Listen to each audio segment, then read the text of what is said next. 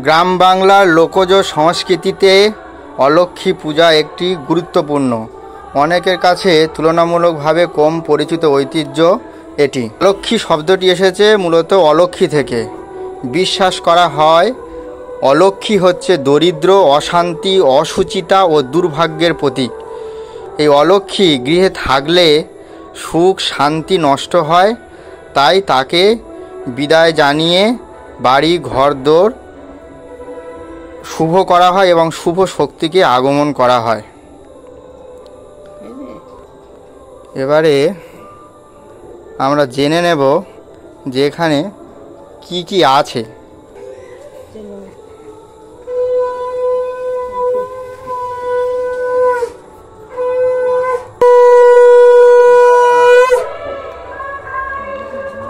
আচ্ছা, অলক্ষ্মীর প্রিয় খাবার হিসাবে এখানে থাকে হচ্ছে কলা, আতপ চাল আর হচ্ছে খই চারা, তাই তো?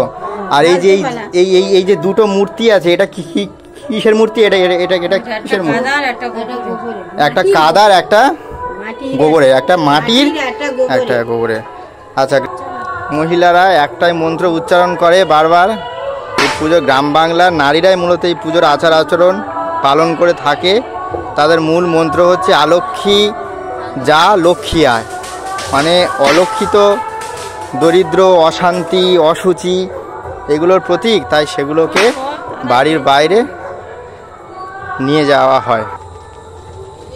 অলক্ষ্মীকে মূলত রেখে আসা হয় পরিত্যক্ত কোনো জায়গায়, যেখানে মানুষ যায় না, যে জায়গা সাধারণত মানুষ বর্জন করে থাকে, নোংরা ময়লা সেখানে ফেলে, সেই জায়গাকে রেখে আসা হয়।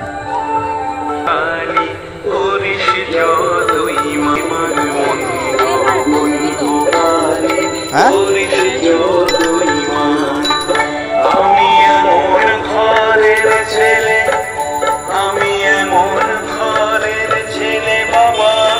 এটা যে পরিত্যক্ত একটা জায়গা, যেখানে তারা ওই 3 বার ঘুরিয়ে ওটাকে রেখে দিল।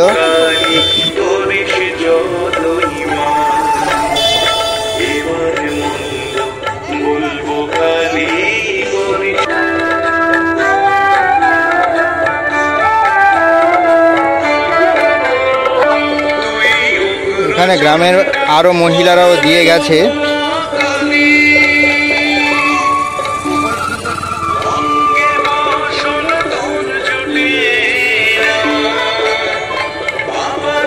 উপকরণ হিসাবে চাল, খই চারা, প্রদীপ, কলা এগুলোই দিয়েছে।